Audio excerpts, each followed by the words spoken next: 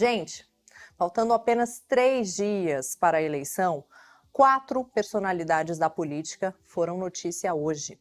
João Amoedo, que concorreu à presidência da República em 2018, né, vocês lembram, foi suspenso do Partido Novo. Olha ele aí. Ele é um dos fundadores da sigla e virou alvo de críticas depois de declarar voto em Lula neste segundo turno. Inclusive, nós entrevistamos Amoedo semana passada aqui no Boletim Metrópolis.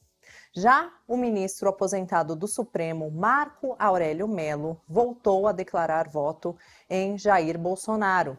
Em um artigo distribuído à imprensa, o magistrado criticou o ex-presidente Lula e disse que, como ex-juiz, não pode votar em quem, abre aspas, teve o perfil político manchado pelos célebres casos Mensalão e Lava Jato, fecha aspas.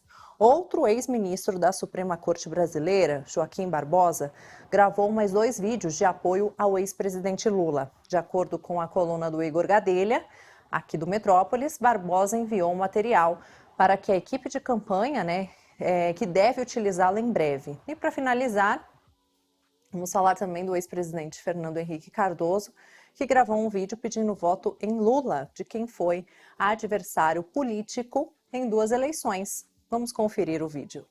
Meus amigos e minhas amigas, você que melhorou de vida com o real e acredita no Brasil, nas eleições, não tem dúvida, vote no 13, vote no Lula, porque ele vai melhorar mais ainda. Bom, vocês conferiram aí. E quando tem muito assunto assim, a gente sempre pede ajuda para entender melhor os reflexos de tudo isso, de todos esses apoios nas eleições. Por isso eu vou conversar agora por videochamada com um doutor em ciência política, o Christopher Mendonça, que também é professor do IBMEC. Professor, uma ótima tarde, muito obrigada por nos atender, seja bem-vindo ao Boletim Metrópolis. Obrigado pelo convite, Larissa. Eu que agradeço a vocês por essa oportunidade. Vamos lá, então. Para começar, professor, vamos começar por essa última notícia que a gente deu aqui, sobre os apoios a Lula e a Bolsonaro por figuras conhecidas do mundo político.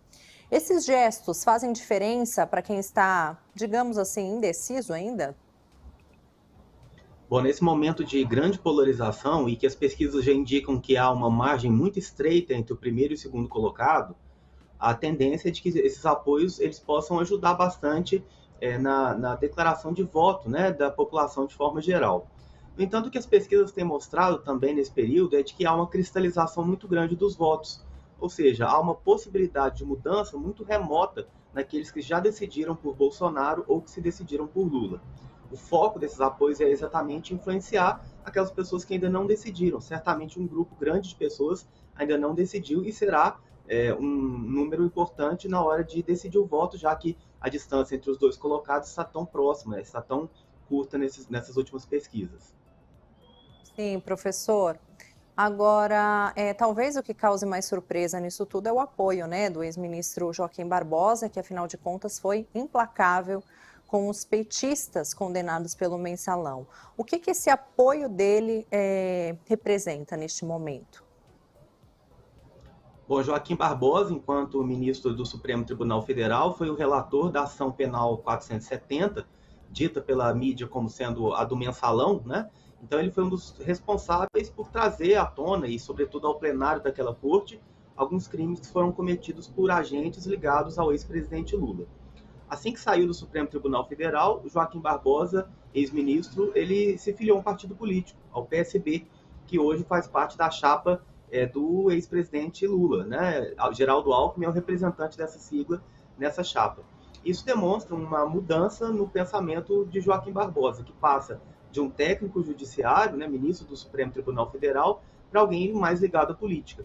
É importante a gente lembrar que Joaquim Barbosa negou algumas vezes ser candidato a qualquer cargo eletivo, mas que queria sim influenciar na eleição de quem quer que fosse mais ligado ao campo, que segundo ele é o campo democrático. E nesse sentido ele apresenta esse apoio a Lula e pode ser sim que isso influencie já nesse segundo turno. Sim, professor. Agora, hoje o Tribunal Superior Eleitoral fez ali a última sessão plenária, antes do segundo turno, e como não poderia ser diferente, o presidente da Corte, Alexandre de Moraes, falou sobre as supostas irregularidades nas inserções de rádio denunciadas pela campanha do presidente Bolsonaro. Ele classificou como uma tentativa de tumultuar o processo eleitoral como um todo. Como que o senhor tem visto esse episódio? Bom, a demonstração e a entrega de alguns documentos por parte da campanha de Jair Bolsonaro, a incapacidade desse grupo de demonstrar qualquer irregularidade. Embora tenha sido apresentado um documento, esse documento foi considerado pela Justiça como né? Então, nesses termos, houve uma decisão por parte do Tribunal Superior Eleitoral indeferindo qualquer tentativa de tentar ou prorrogar o prazo das eleições ou até trazer alguma punição à campanha adversária.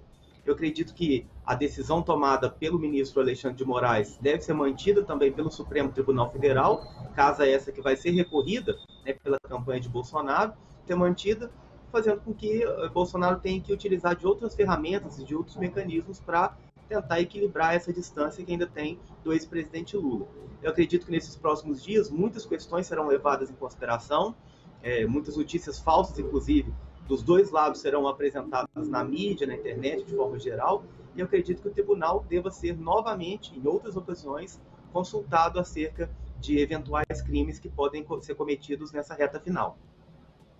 Sim, professor. Agora, tudo isso deixou de lado, pelo menos no noticiário, né, o caso do ex-deputado Roberto Jefferson, tirou ali o holofote, né, desse caso.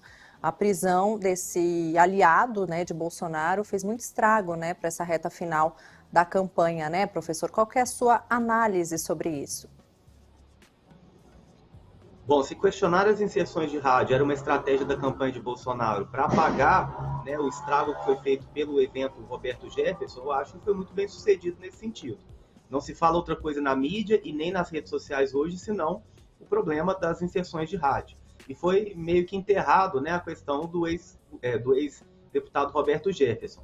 É importante a gente considerar que Jefferson foi preso em duas ocasiões. A primeira delas foi no caso do Mensalão, que a gente falava há pouco tempo atrás, no qual ele foi condenado a alguns anos de prisão pelo envolvimento em um escândalo de corrupção que foi liderado, inclusive, pelo Partido dos Trabalhadores. Então, Roberto Jefferson, durante a sua carreira política, longa carreira política, inclusive, ele foi ligado tanto ao ex-presidente Lula quanto ao presidente atual Jair Bolsonaro. Os dois partidos, né, as duas campanhas, tentam construir narrativas ligando seu adversário Roberto Jefferson, mas, a bem da verdade, os dois já foram ligados ao ex-deputado e podem demonstrar aí uma fraqueza nessa reta final de campanha. Certo, professor. Agora, para finalizar, eu queria a sua análise sobre essa última pesquisa que saiu, né, Atlas Intel, que saiu agora à tarde, mostrando ali nos votos válidos, Lula com 53,2% e Bolsonaro com 46,8%. O que você achou aqui? Você acha que o cenário segue estagnado?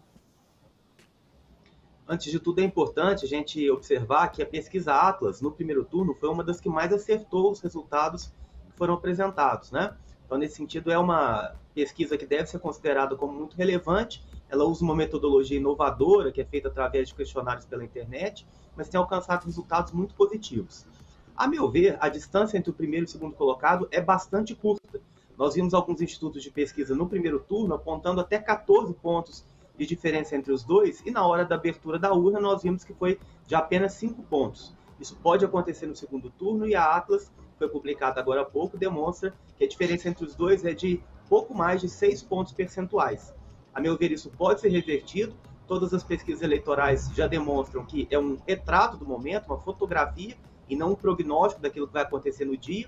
E diante das abstenções e dos indecisos, esse quadro pode virar ou pode se manter estável, como tem mantido-se nos últimos dias e nas últimas semanas. Certo, professor. Inclusive, olha só, Datafolha acaba de sair, a pesquisa foi divulgada neste exato momento. Você está acompanhando aqui com a gente? Vocês estão acompanhando também, pessoal? Olha só, Datafolha, votos totais. Lula aparece com 49% dos votos e Bolsonaro 44%. Bom, quer destacar alguma coisa desse resultado da Datafolha, professor? Isso historicamente, a Datafolha, o Instituto de Pesquisa ao Partido dos Trabalhadores, apenas nessa eleição, mas em outras anteriores. E o que nós estamos vendo é que, mesmo na pesquisa Folha, a distância entre os dois candidatos é muito curta, de 5 pontos percentuais que podem ser revertidos durante esses próximos dias. Então, nesse sentido, me parece que os institutos estão bastante convergentes, demonstrando que nós estamos num quadro que, levando em consideração as margens de erro, ainda está muito empatado e que precisa ser desempatado nos próximos dias, a partir dos erros e acertos que serão cometidos pelos candidatos. Me parece que o debate que vai acontecer na sexta-feira, na Rede Globo, será o final, né, e aquele mais importante impacto sobre as campanhas dos dois candidatos. Perfeito. Christopher Mendonça, cientista político, muito obrigada, professor. Até uma próxima. Até a próxima, Larissa. Um abraço a todos os senadores.